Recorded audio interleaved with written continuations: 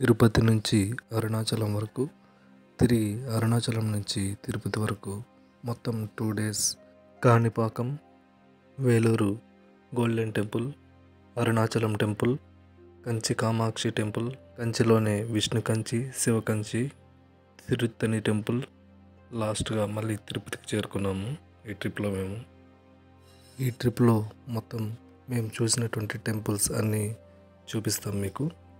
మా ఈ జర్నీలో మొదటగా మేము వెళ్ళినటువంటి టెంపుల్ కాణిపాకము. NH140 అనేది తిరుపతి టు చిత్తూరు వెళ్తుంది. మనము పూతలపట్టు క్రాస్ దగ్గర లెఫ్ట్ తీసుకుంటే చిత్తూరుకి వెళ్ళిపోతాము. అలా కాకుండా అదే హైవేలో నేరుగా వెళ్తే కాణిపాకం చేరుకోవచ్చు. 6 మంది పెద్దవాళ్ళు, 3 పిల్లలు, మొత్తం 9 మంది ఒక ఇన్నోవా బుక్ చేసుకుని తిరుపతి నుంచి బయలుదేరాము. మొదటగా మేము ప్లాన్ చేసింది కాణిపాకం టెంపుల్కి వెళ్దామని. ఎందుకంటే ఏది ప్రారంభించిన శ్రీ వినాయక స్వామిని ప్రార్థించి ప్రారంభించాలంటారు కదా, అందుకోసం మేము వరసిద్ధి వినాయకుని దర్శనం కోసం ముందు కాణిపాకం చేరుకున్నాము.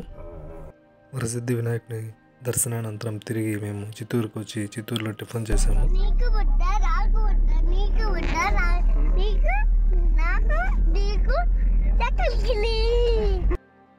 సార్ వాళ్ళు చిత్తూరులో వాళ్ళ హౌస్ ఉందని సార్ వాళ్ళ ఇంటికి తీసుకెళ్లారు.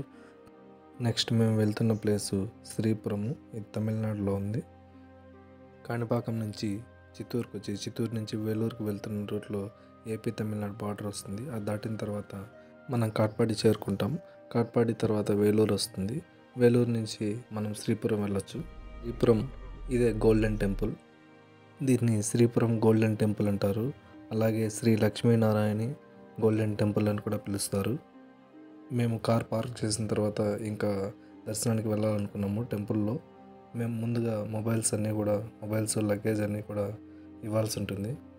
మొబైల్స్ లగేజెస్ అంతా ఇచ్చేసిన తర్వాత మేము గోల్డెన్ టెంపుల్లో దర్శనానికి వెళ్ళాము. అక్కడ చాలా పెద్ద క్యూ ఉంది.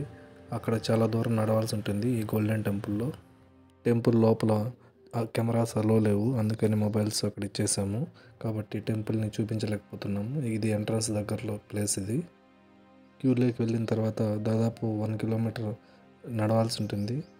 చాలా బాగుంటుంది టెంపుల్. మొత్తం నేచర్లో ఉంది ఈ టెంపుల్ అయితే. అక్కడికి వెళ్ళిన తర్వాత టెంపుల్ చూస్తేనే మనకి ఒక మంచి ఫీలింగ్ వస్తుంది. టెంపుల్ అట్మాస్ఫియర్ అనేది చాలా బాగుంది. మేము దర్శనం చేసుకుని బయట వచ్చేసరికి ఆల్మోస్ట్ మధ్యాహ్నం అయిపోయింది. తిరిగి మేము ఇంకా అక్కడి నుంచి అరుణాచలం బయలుదేరాము. మధ్యలో మాకు ఆకలి వేస్తుంది, అందుకని ఒక హోటల్ దగ్గర ఆపి అక్కడ లంచ్ చేసాము. వేలూరు గోల్డెన్ టెంపుల్ దర్శనం అయిపోయిన తర్వాత నెక్స్ట్ మా ట్రిప్ అరుణాచలం వెళ్తున్నాము. అరుణాచలంని తిరువన్నామలై అని కూడా పిలుస్తారు కదా. మేము మొత్తానికి తిరువన్నామలై చేరుకున్నాము. తిరువన్నామలై చేరుకున్న తర్వాత వెళ్తుంటే ఎదుగో కనిపిస్తుంది చూడండి, చెట్లు వెనకాల, అదే అరుణాచలం గిరి ప్రదక్షిణ చేస్తారు కదా, ఆ కొండ అది. అరుణాచలం కొండ అంటారు దాన్ని. మేము ఊర్లోకి వెళ్ళిన తర్వాత యాక్చువల్గా మేము గూగుల్ మ్యాప్ ఆన్ చేసాము, కానీ మాకు గుడి దగ్గరికి వెళ్ళిపోయిన తర్వాత చాలా కన్ఫ్యూజింగ్గా రూట్ చూపించింది అది. అయినా సరే చాలా టైం పట్టింది. దాదాపు గుడి ముందరనే దాదాపు ఒక 1.5 అవర్ పైన కారులో తిరుగుతూనే ఉన్నాము, కానీ కరెక్ట్ రూట్ గుడికి చూపించలేదు గూగుల్ మ్యాప్ అనేది. దానివల్ల చాలా ఇబ్బంది పడ్డాము మేము.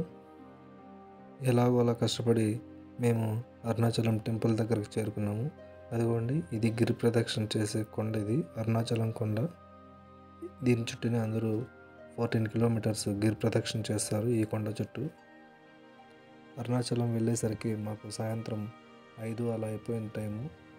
ముందుగానే మేము రూమ్ బుక్ చేసి పెట్టాము ఆన్లైన్లో, కాబట్టి కొద్దిగా ఈజీగా రూమ్ని వెతుక్కుంటూ వెళ్ళాము. ఇది అరుణాచలం టెంపుల్ ముందు కారు పార్కింగ్ చేసాము. కారు పార్కింగ్ చేసిన దానికి 50 రూపీస్ ఛార్జ్ చేశారు. మనకి కనిపిస్తున్నది అరుణాచలం టెంపుల్ యొక్క గోపురం అది. మేము ఇక్కడ నుంచి నడుచుకుంటూ మా రూమ్ కోసం వెతుక్కుంటూ వెళ్తున్నాము.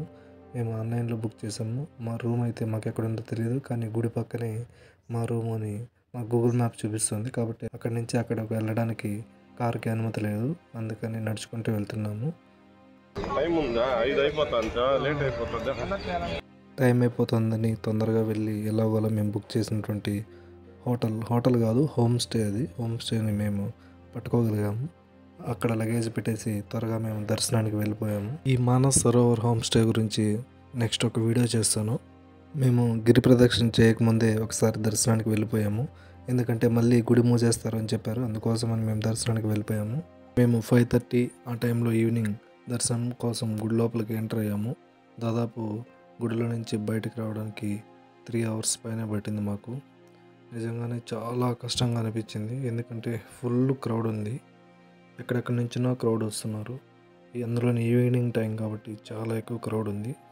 అందువల్ల మాకు దర్శనానికి చాలా టైం పట్టింది. దర్శనం అయిపోయి బయట వచ్చిన తర్వాత అందరికీ చాలా ఆకలిగా అనిపించింది. అందుకని దగ్గరలోని ఓ హోటల్కి వెళ్ళి అక్కడ భోజనం చేసాము. దాని గురించి నెక్స్ట్ వీడియో చేస్తాను. అలాగే కారులోనే గిరి ప్రదక్షిణ చుట్టూ ఒక రౌండ్ గిరి ప్రదక్షిణ చేసాము కారులోనే. చాలామంది గిరి ప్రదక్షిణ నడుచుకుంటూ చేస్తున్నారు. మా వాళ్ళు అప్పటికి అలసిపోయారు కాబట్టి ఇంకా మేము ఏమీ చేయలేక కారులోనే ఒకసారి గిరి ప్రదక్షిణ చేసాము. గిరి ప్రదక్షిణ గురించి కంప్లీట్ ఇన్ఫర్మేషన్ నెక్స్ట్ వీడియోలో చేస్తాను. కారులోనే గిరి ప్రదక్షిణ ఒక రౌండ్ కంప్లీట్ చేసాము. తర్వాత మా హోటల్కి వెళ్ళి అక్కడ రూమ్కి వెళ్ళాము. మా ఫ్యామిలీస్ని అక్కడే హోటల్లో రూమ్లోనే పెట్టేసాము. మేము గిరి ప్రదక్షిణ కోసం నడిచి వచ్చాము. గిరి ప్రదక్షిణ కోసం కంప్లీట్ ఇన్ఫర్మేషన్ నెక్స్ట్ వీడియోలో చేస్తాను. అది కూడా చూడండి. ఈ వీడియో మీకు నచ్చినట్లయితే లైక్ చేయండి.